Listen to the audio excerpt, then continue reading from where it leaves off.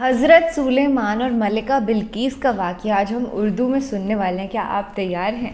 हे hi hello नमस्ते जी, सत श्री अकाल, अस्सलामु अलैकुम। मैं निधि शर्मा इंडिया से, और मैं ये जो वाक़या है ये पहली बार सुनूंगी प्रॉफिट सुलेमान का एंड क्वीन सहबा का। देखिए सच बताऊं तो ऐसे वाक़ये मैंने ज़्यादा सुने नहीं हैं, पर मैंने किंग अब्राहा का वाक़या सुना है, करबला का वाक़या सुना है, और वो मेरे दिल को ऐसे चीरते हुए अंदर गए हैं। तो आई रियली एक्सपेक्ट कि हो सकता है आज इस वाक़ये से ऐसा कुछ हम सब सीख जाएं, ज़िंदगी भर के लिए वीडियो अपने लिए मिसाल की तौर पे कायम हो जाए और जीवन को देखने का एक अलग ही नज़रिया बन जाए। तो जब इतनी उम्मीदें हम लगा बैठे हैं इस वीडियो से, तो इसे चालू करते हैं। फिर उसके बाद ढेर सारी प्यार भरी गुफ्तगू एज ऑलवेज। और अगर मुझे कुछ गलत भी लगा इन द वीडियो, इस वाक़ये की सीख से अगर मैं सेटिस्फाई नहीं हुई, तो I will share my opinion. और आपको भी जो महसूस हो आप कमेंट्स में बताना, and then we'll have a one on one conversation. आज से हज़ारों साल कबल जज़ीरा अरब के जुनूबी इलाकों में यमन के गिरदोनवाह में एक शहर आबाद था जिसे सबा कहते थे, और वहाँ आबाद लोगों को कौम सबा कहकर पुकारा जाता था। यहाँ के लोग निहायत ही नेमतों और राहतों में थे। हर तरफ लहलहाती फसलें और फल से लदे दरख्त मौजूद थे। अरे वाह। मगर यह कौम शिर्क में मुब्तला थी और सूरज की पूजा किया करती थी। जब वहाँ के बादशाह शराजील बिन मालिक की मौत हुई तो उसकी बेटी बिल्कीस ने हुकूमत की बागदौड़ संभाली।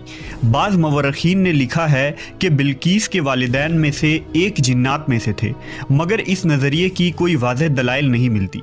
मलका बिल्कीस एक काबिल औरत थी जिसने यमन पर 9 साल नहायत ही खूबसूरती से हुकूमत की। दुनिया के बेशतर इलाकों में जो तिजारत होती थी वो सबाइयों के हाथ में थी। यही वजह थी कि ये कौम निहायत ही दौलतमंद थी। मगर ये वो ज़माना था जब मशरिक़ से मगरिब तक एक अजीम मौहद बादशाह की ताकतवर हुकूमत और जाहो जलाल का डंका बजता था, जिसे तारीख़ में सुलेमान इब्न दाऊद के नाम से जाना जाता है। हज़रत सुलेमान अलैहिस्सलाम की हुकूमत दुनिया के बेशतर ममालिक में थी, जिसका दारुल खिलाफा यरूशलेम शहर था। आपको हवा, जिन्नात, चरिंद परिंद और जानवरों पर हुक्मरानी अता की गई थी।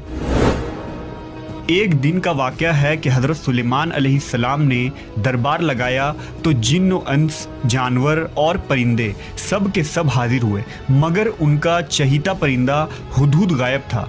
आपने पूछा हुदहुद कहाँ है? जब वो नज़र ना आया तो सुलेमान अलैहिस्सलाम ने फरमाया, अगर वो अपनी गैर हाज़िरी की कोई मुनासिब वजह पेश ना कर सका तो उसे ज़बह कर दिया जाएगा। अभी ये गुफ्तगू हो रही थी कि हुदहुद हाजिर हो गया। पूछा गया तुम कहाँ थे? हुदहुद ने बड़े एहतराम से जवाब दिया, ए अल्लाह के पैगंबर, मैं उड़ते उड़ते एक ऐसे मुल्क पहुँच गया जहाँ लोग शिर्क में मुब्तला देखे। वो आग और सूरज की पूजा करते हैं। उनकी एक रानी है जिसे वो बिल्कीस के नाम से पुकारते हैं। वो एक बहुत बड़े तख्त पर बैठकर हुकूमत करती है। उसके तख्त में कीमती हीरे, जवाहिरात, लाल ज़ुमुर्द जड़े हुए हैं, और उसके पास तमाम शाही सामान आराइश और नुमाइश के मौजूद हैं। हज़रत सुलेमान अलैहिस्सलाम ने कहा, अगर तुम्हारी बात सच है तो मेरा ख़त उस मलका तक पहुंचाओ ताकि वो शिर्क से बाज आ जाए, और ख़त पहुंचाने के बाद वहां बैठकर सुनो कि वो क्या रद्द अमल इख्तियार करती है, और फिर आकर मुझे खबर देना। हज़रत सुलेमान अलैहिस्सलाम ने ख़त रवाना किया, जो कुछ यूँ था, शुरू अल्लाह के नाम से जो बड़ा मेहरबान और रहम फरमाने वाला है। ये इज़्ज़त वाला ख़त सुलेमान इब्न दाऊद की जानिब से मलका सबा बिल्कीस की तरफ है। जो हिदायत की पैरवी करे उसके लिए सलामती है। मुझ पर गलबा की ख्वाहिश ना करो, मेरे मुकाबले में सरकशी इख्तियार ना करो, बल्कि फर्मा बरदार और मुती होकर मेरे पास आ जाओ। ये ख़त दरअसल मलका सबा और उसकी कौम की तरफ दावत इस्लाम थी। हुदहुद ने यह ख़त ले जाकर मलका बिल्कीस की गोद में गिरा दिया। मलका के दरबार में उस वक्त 300 के करीब सरदार बैठे थे। उन्होंने जब ये ख़त पढ़ा तो तैश में आ गए और कहा कि ये हमारी तौहीन है, हमें इसका सख्त जवाब देना चाहिए। मगर मलका बहुत समझदार थी। उसने उन्हें समझाया कि ख़त से पता चल रहा है कि ये कोई आम शख्स नहीं, खुदा का कोई पैगंबर है, लिहाजा हमें हिकमत से काम लेना चाहिए। उसने कहा कि मैं हज़रत सुलेमान अलैहिस्सलाम की तरफ एक तोहफ़ा भेजती हूँ। अगर उन्होंने कबूल कर लिया तो वो बादशाह है, मैं उससे जंग करूँगी, लेकिन अगर उन्होंने तोहफ़ा कबूल न किया तो मैं उसकी पैरवी करूँगी, क्योंकि वो नबी है। हुदहुद ये सारी गुफ्तगू सुन रहा था। उसने आकर हज़रत सुलेमान अलैहिस्सलाम को सारी बात बता दी। हज़रत सुलेमान अलैहिस्सलाम ने जिन्नात को हुक्म दिया कि शहर में दाखिल होने वाले रास्ते पर सोने चांदी की ईंटों का फर्श बिछा दिया जाए। रास्ते के दोनों जानिब सोने की अजीबुल खिलकत जानवर खड़े कर दिए जाएं। वुज़रा और अम्माल सल्तनत की तमाम कुर्सियों को सोने का कर दिया जाए। दरबार को हीरे जवाहिरात से मुज़य्यन किया जाए। उधर बिल्कीस ने हज़रत सुलेमान अलैहिस्सलाम के लिए तहाइफ रवाना किए, जिनमें सोने की ईंटें, जवाहिरात, गुलाम, कनीज़े और मलका का एक खत भी था। जब ये तमाम तहाइफ लेकर कासिद हज़रत सुलेमान अलैहिस्सलाम के दरबार में पहुंचे और उन्होंने ये सब देखा तो शर्मिंदा हुए। हज़रत सुलेमान अलैहिस्सलाम ने मलका के कासिदों से कहा, क्या तुम लोग माल से मेरी मदद करना चाहते हो? मगर देख लो, जो कुछ अल्लाह ने मुझे दे रखा है वो उससे भी ज़्यादा है जो तुम्हें दिया है, लिहाजा तुम्हारा तोहफा तुम्हें मुबारक हो। अब तुम अपने तहाइफ के साथ वापस जाओ और अपनी मलका से कहना कि हमारा इंतज़ार करे, हम एक ज़बरदस्त लश्कर लेकर आएंगे।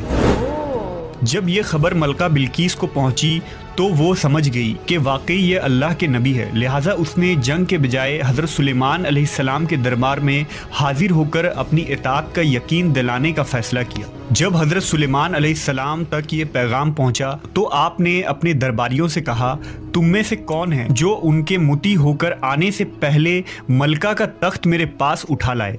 एक देव हैकल जिन ने कहा, आपके दरबार को बर्खास्त करने से पहले मैं उसे ला सकता हूँ। मैं इस काम की पूरी कुव्वत रखता हूँ और अमानतदार भी हूँ।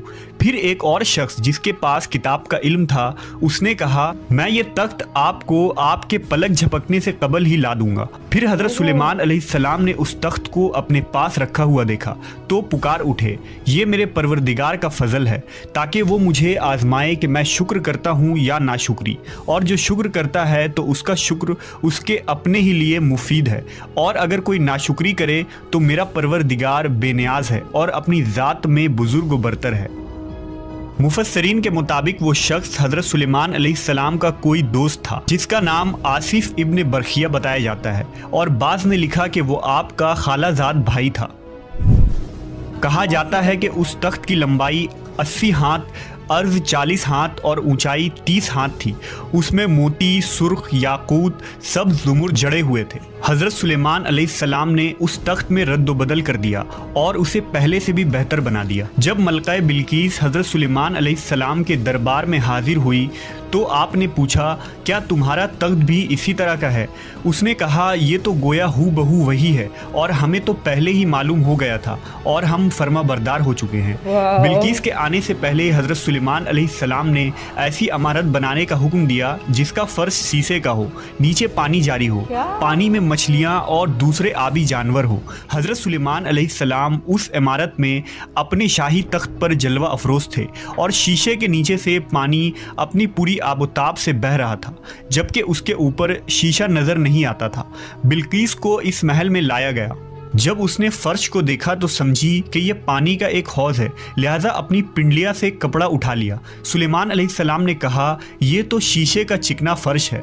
तब वो शर्मिंदा हुई और बोल उठी, ऐ मेरे परवरदिगार, मैं सूरज की पूजा करके अपने आप पर जुल्म करती रही हूँ और अब मैंने सुलेमान के साथ अल्लाह रब्बुल आलमीन की इताअत कबूल कर ली।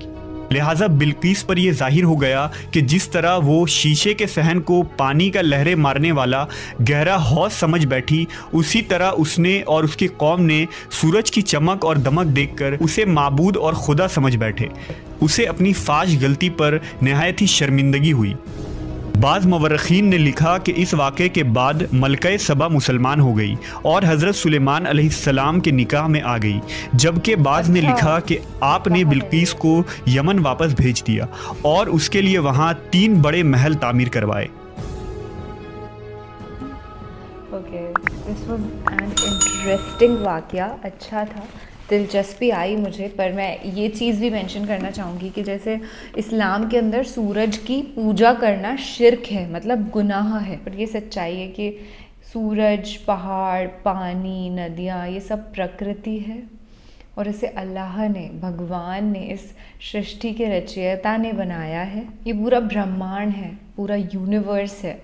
एंड आई पर्सनली थिंक कि I am thankful to the universe, universal energy, Allah almighty भगवान जिसने मुझे भी बनाया और इस पूरी सृष्टि को बनाया और इतना सुंदर बनाया, या अल्लाह। जब आप जाकर के देखेंगे असली जो वैलीज़ हैं, जो रिवर होता है, जो सूरज उगता है, पूरा रोशन कर देता है हमारी ज़िंदगी को, तो थॉट वही आता है कि अल्लाह कितना बड़ा है। एक अजीज़ मियाँ कवाल साहब की कवाली भी है कि अल्लाह बहुत बड़ा है, अल्लाह बहुत बड़ा है। तो ये जो यूनिवर्स है ना, इससे हम किसी भी मायने में डिफरेंट नहीं है। हम अपने आप को अलग सोचते बहुत हैं कि अरे ये तो बहुत बड़ा आदमी है, अरे तो बहुत नेक लड़की है। अलग नहीं है हम वही हैं, हम इस दुनिया का ही पार्ट हैं। और फिर जब हम इस दुनिया से विपरीत चीज़ें करने लग जाते हैं कि suppose I am a girl and I start doing drugs या एल्कोहल पीने लग जाऊं, तो वो एक बिल्कुल गलत चीज़ हो गई ना। आपने ऑपोजिट करने लग गया। इंसान का शरीर बना ही नहीं है इन ड्रग्स के लिए या एल्कोहल के लिए, पर आप खुद की मस्ती, मौज मस्ती, अय्याशी के लिए पी रहे हैं, तो वो चीज़ गलत है मेरे हिसाब से। कोई पीता है उसकी मर्जी। और यही था मेरा ओपिनियन।